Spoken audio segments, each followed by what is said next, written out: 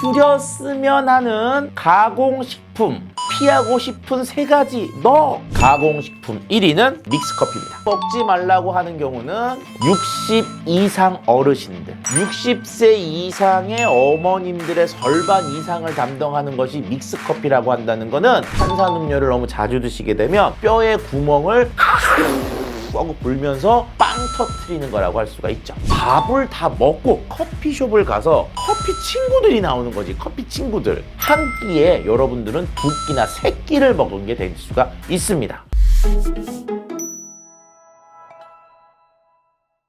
자, 올해는요 2024년을 맞이해서 2024년도에 조금 드시는 것을 줄였으면 하는 가공식품 3가지를 준비해 봤습니다.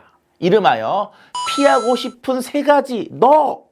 이게 참 어려운 질문입니다. 왜냐면요 사람은요 상황에 따라서 먹어야 되는 음식과 영양소도 다르고요. 나이에 따라서도 먹어야 되고 피해야 되는 것들이 있습니다. 뭐 예를 들어서 20대 젊을 때는요. 술 좀 먹고 뭐 고기 좀 많이 먹고 이게 뭐가 그렇게 어렵고 중요하겠습니까?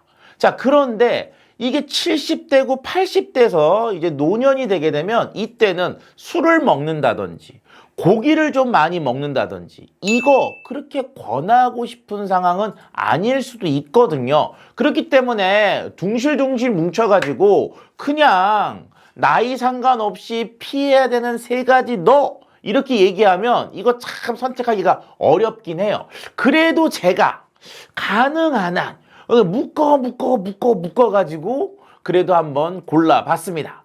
올해 새해 가장 피해야 되는 가공식품 1위는 바로 믹스커피입니다.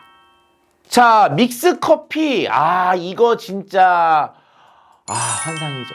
아마 남자분들 같은 경우 낚시, 밤낚시, 이 아침 새벽에 이거 해가 아직 떠오르기 전에 저수지에서 물 한 개 싹 올라왔을 때 이럴 때 그 약간 추운 기운이 있을 때 따뜻하게 이렇게 딱 타가지고 믹스커피 딱 먹으면 얼마나 맛있게요. 제가 먹지 말라고 하는 경우는 우리 60 이상 어르신들 특히 여자분들에게 말씀드리고 싶어요. 그 한국은요 굉장히 조사가 잘 되는 보건과 관련돼서 조사 통계를 잘 내는데 한국인 영양소 섭취, 한국인 식습관 이런 거와 관련된 통계 조사들을 매년 하고 있습니다. 근데 그 중에 최근 통계 발표 자료를 봤을 때 60세 이상의 설탕 섭취를 가장 많이 시키는 가공식품이 뭐냐라고 봤을 때 그때 나온 게 믹스커피였던 거예요. 자, 그런데 우리 어머님들이 믹스커피를 먹으면서 내가 설탕을 섭취한다는 생각을 잘 안 하시거든요. 왜? 그냥 얘는 뭐야? 커피지. 거기다가 설탕 커피. 그럼 뭔가 내가 이제 뭐예요? 설탕을 먹고 있구나. 이런 생각을 하는데 예를 들어서 밀크 커피 그러면 내가 우유를 먹고 있구나. 뭔가 좀 더 긍정적 생각을 하시고 믹스 커피 그러면 내가 그냥 혼합된 커피를 먹는구나 이런 생각을 하시거든요. 하지만 여러분들이 드시는 믹스 커피의 설탕량은 생각보다 많거든요. 그리고 60세 이상의 어머님들의 설탕의 거의 절반 이상을 담당하는 것이 믹스 커피라고 한다는 거는 생각보다 큰 비중을 차지하고 있습니다.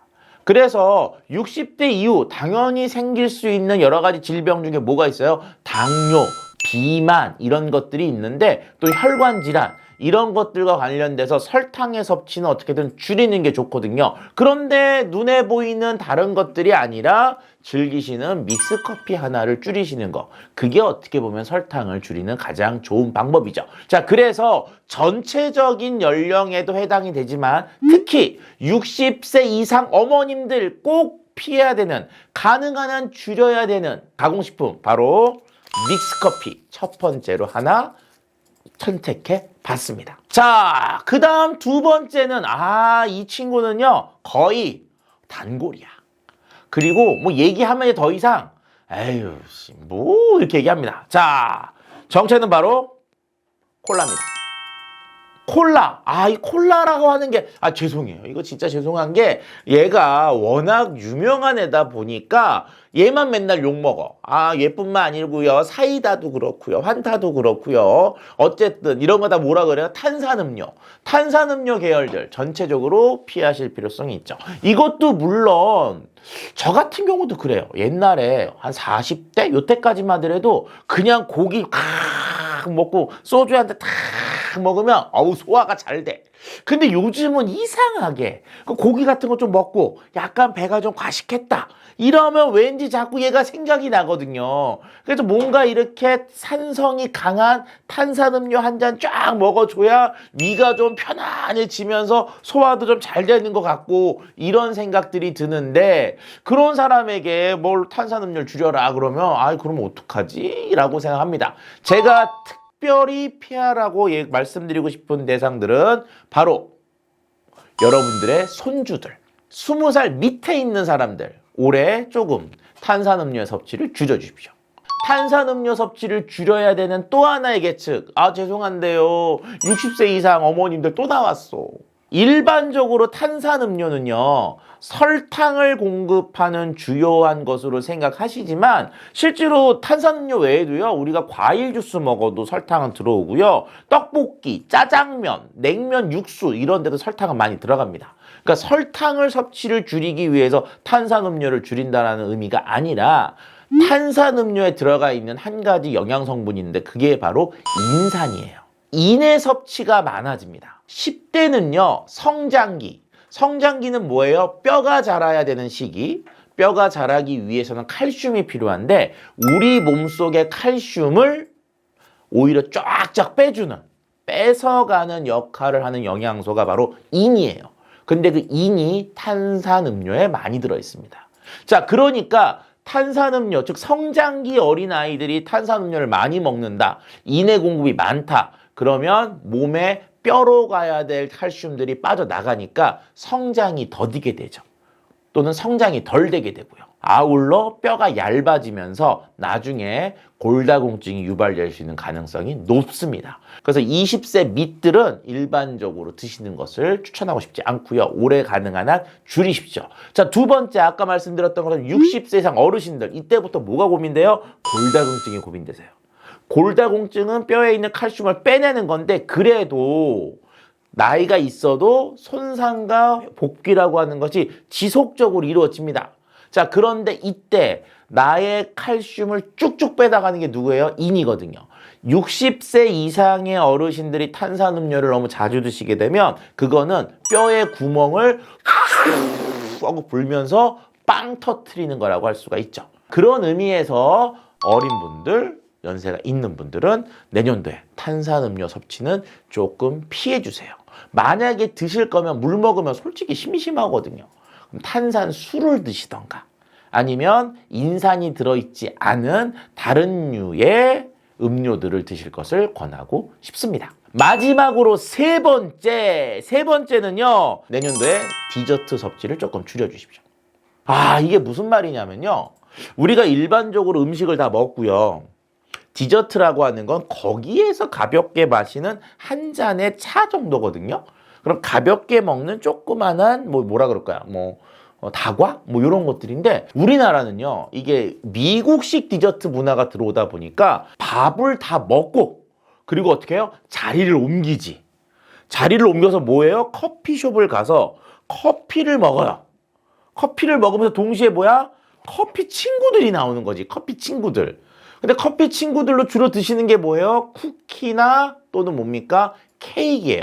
이 쿠키나 케이크, 요거 그냥 드시는 건 괜찮은데 그 타이밍에 먹는 건 정말 치명적인 독이 될 수도 있어요. 왜냐? 굳이 충분량의 영양 섭취를 한 상황에서 더 많은 영양소를 섭취하기 때문에 그런 것도 있고요. 일반적으로 커피 친구들로 먹는 케이크나 쿠키는 소화 흡수가 매우 잘 되는 특성을 갖고 있어요.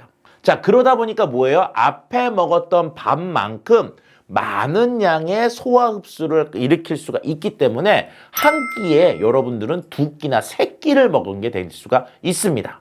그래서 성인, 회사를 다니시면서 점심을 사람들과 같이 먹는 분들, 내년에는요, 커피 친구 있잖아요. 커피 친구들의 섭취는 좀 줄여주실 필요성이 있다고 봅니다. 만약에 이것들을 지속적으로 먹게 되잖아요. 일단 살찌는 거는 당연히 오고요.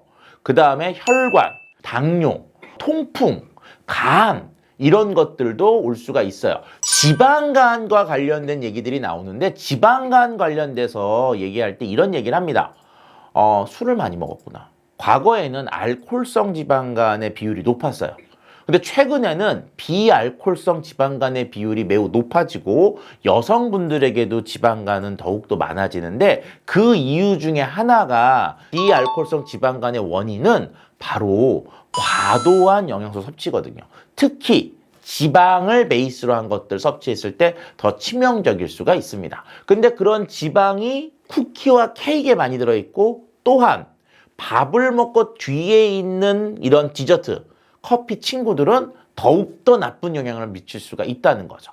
그래서 2024년 새해에는 디저트 드시는 거 좋아요. 하지만 밥을 먹고 나서는 그냥 아메리카노나 녹차, 가벼운 차 정도 한 잔 드시고, 똑같이 먹는 거라고 하더라도 시간을 점심 먹고 저녁 먹는 중간 정도에 먹게 되면은 몸에 치명적인 부담은 좀 피할 수가 있거든요. 하지만 이것들을 몰아서 먹었을 때는 굉장히 치명적인 영향을 줄 수가 있기 때문에 이렇게 시간을 잘 조정해서 커피 친구들, 쿠키와 케이크를 드실 것을 권하고 싶습니다. 코로나 이후가 됐고 코로나가 풀리면서 저희가 이제 문화생활들을 많이 합니다. 근데 문화생활 중에서 이제 극장 또는 집에서 이제 뭐 넷플릭스 이런 것들을 보실 때 버릇이 생겼어요. 팝콘과 탄산음료. 저도 그렇지만 요거 사갖고 딱 들어갈 때 어떤 느낌이냐? 이 많은 걸 내가 다 먹을 수 있을까? 근데 나올 땐 어떻죠? 다 먹고요. 극장에서 먹는 팝콘. 이게 차라리 맥주를 먹는다든지 뭐 좀 움직이고 또는 뭐 야구장에서 먹는 뭐 팝콘 같은 경우는 그래도 좀 납니다. 왜? 몸도 움직이고요. 응원도 하고 대한민국 막 응원도 하고 이렇기 때문에 그나마 나은데, 극장은 이러고 있잖아요. 이런 상태에서 먹는 팝콘이나 콜라는 조금 더 나에게 큰 치명적인 영향을 줄 수가 있기 때문에 문화생활을 하는, 집에서 가만히 앉아서 드라마를 보신다든지 아니면 영화관에 가서 조용히 움직이지 않고 뭘 볼 때는 이런 팝콘과 탄산음료와 같은 것들은 조금 열량이 낮은 일반 물이나 차라리 뻥튀기 있잖아요. 뻥튀기. 그 쌀 튀긴 거나 아니면 깡냉이 튀긴 거. 그런 것들을 차라리 드시는 것을 조금 더 권하고 싶습니다. 총 이렇게 해서 4가지가 나왔네요. 첫 번째가 뭐였죠? 어머님들 믹스 좀 피하시고요. 젊은 친구들과 어머님들 탄산음료 좀 피하시고요. 그 다음에 중간 성인들, 그 다음에 회사원들, 점심 먹고 드시는 커피 친구들 요거 좀 피해 주시고, 아울러 문화생활 할 때 입심심하다고 너무 과열량의 팝콘이나 탄산음료보다는 물과 깡냉이 같은 것들로 좀 바꿔볼 필요성이 좋지 않을까라는 생각을 해봅니다. 물론 이렇게 말씀드리지만 저도 역시 바꾸기가 쉬울까? 어려울 거야 라는 생각이 들기도 하지만, 그래도 한 번, 두 번 자꾸 시도하다 보면은 그만큼 나의 습관이 되고 그런 것들의 변화가 생길 수 있겠죠. 자, 2024년 가장 중요한 건 건강입니다. 올해 건강하시고요. 그리고 복 많이 받으십시오. 자, 올해도 셀코TV 사랑해 주시고요. 구독과 좋아요부터 눌러주십시오.